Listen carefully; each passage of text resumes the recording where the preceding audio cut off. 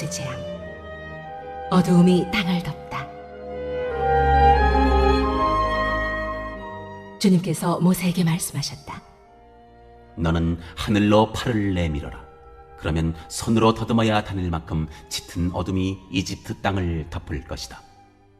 모세가 하늘에다 그의 팔을 내미니 이집트 온 땅에 사흘 동안 짙은 어둠이 내렸다. 사흘 동안 사람들은 서로 볼 수도 없었고 제자리를 뗄 수도 없었다. 그러나 이스라엘 자손이 사는 곳에는 어디에나 빛이 있었다. 바로가 모세를 불러들여서 말하였다. 너희는 가서 주께 예배하여라. 그러나 너희의 양과 소는 남겨두고 너희의 아이들만 데리고 가야 한다. 모세가 대답하였다.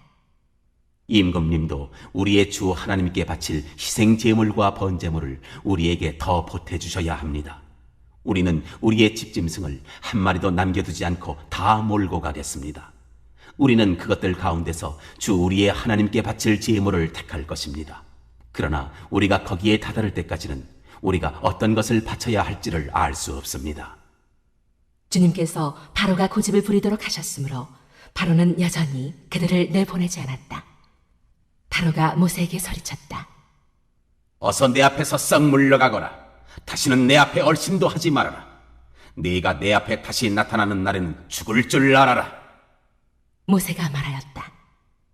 말씀 잘하셨습니다. 나도 다시는 임금님 앞에 나타나지 않겠습니다.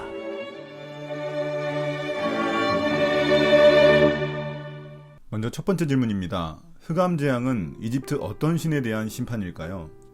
이집트 사람들은 태양을 신들 중에 우두머리로 숭배했고 바로를 그 태양신의 아들로 여겼습니다. 그러므로 이집트의 가장 강력한 신 태양을 가리키는 흑암이 3일 동안 이집트에 지속됐다는 것은 사람들에게 매우 충격적인 것이었습니다.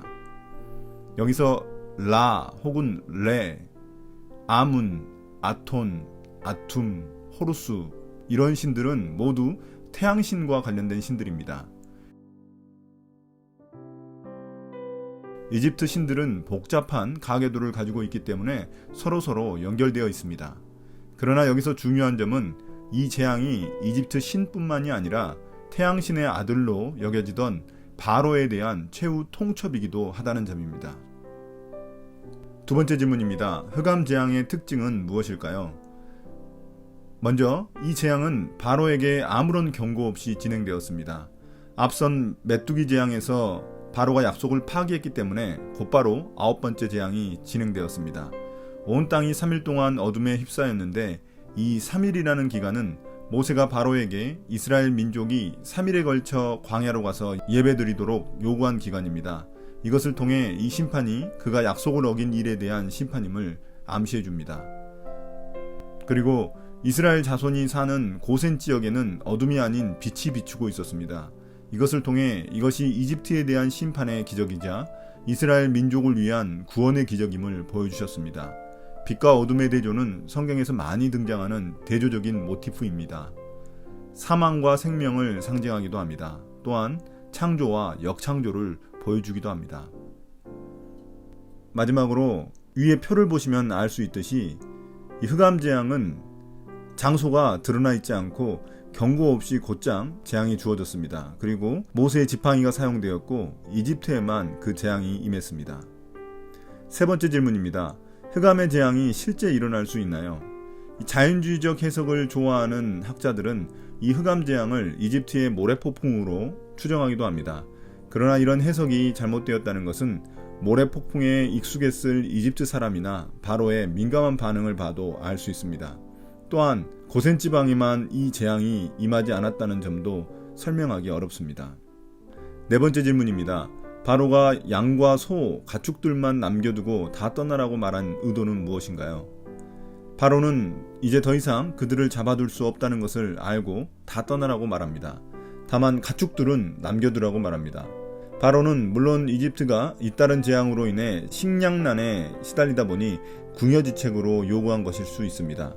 그러나 그것보다 더 중요한 이유는 이스라엘 민족들에게 가축이 삶의 기반이란 사실을 알았기에 이 가축들이라도 잡아놓으면 어떻게든 이스라엘 민족이 다시 돌아올 수밖에 없을 것이라고 생각했기 때문입니다.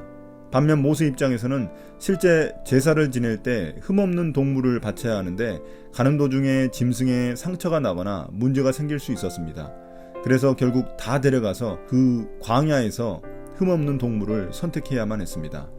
그러나 모세의 감춰진 의도는 그 어떤 것 하나도 이집트에 남겨두고 싶지 않았기 때문일 것입니다. 그래야만 하나님의 완벽한 승리가 성취되기 때문입니다. 5번째 질문입니다. 마지막 장면에서 바로의 살해 위협과 모세의 단호한 응답이 의미하는 바는 무엇인가요? 바로의 타협안을 모세가 거절하자 바로는 한 번 더 자기 앞에 나타나면 죽이겠다고 경고합니다. 이에 대해 모세도 단호하게 절교를 선언합니다. 이는 재앙이 막바지에 이르렀다는 것을 알려준과 동시에 모세의 말은 바로의 미래에 대한 예언이 되어버립니다. 왜냐하면 이제 곧 10번째 재앙 후 모세와 이스라엘 백성들은 바로를 볼 일이 없을 것이기 때문입니다. 또한 바로의 위협은 오히려 스스로의 생명에 대한 위협으로 부메랑이 되어 돌아옵니다. 왜냐하면 바로의 위협은 결국 모세에 대한 위협이 아닌 하나님에 대한 도전이기 때문입니다. 묵상 포인트입니다. 첫 번째, 재앙은 불순종한 자에게는 심판의 때이지만 순종하는 자에게는 구원의 기회가 됩니다. 우리가 겪는 삶의 재앙이 있다면 그때 우리가 해야 할 일은 죄를 회개하고 하나님 앞에 돌아오는 것입니다. 바로의 경우처럼 계속된 고집은 더 심각한 삶의 위기를 초래합니다. 두 번째, 모세는 바로의 위협에도 흔들리지 않고 하나님의 뜻을 전달합니다. 이 재앙은 하나님과 거짓 신과의 전쟁이기 때문입니다. 우리가 세상 속에서 죄와 타협하지 않아야 하는 이유도 마찬가지입니다. 이것이 하나님과의 전쟁임을 잊지 말아야 합니다. 우리는 세상 속에서 하나님의 대리자로서 죄에 대해서는 항상 당당하고 단호하게 대처해야만 합니다. 오늘 묵상을 마치겠습니다. 감사합니다.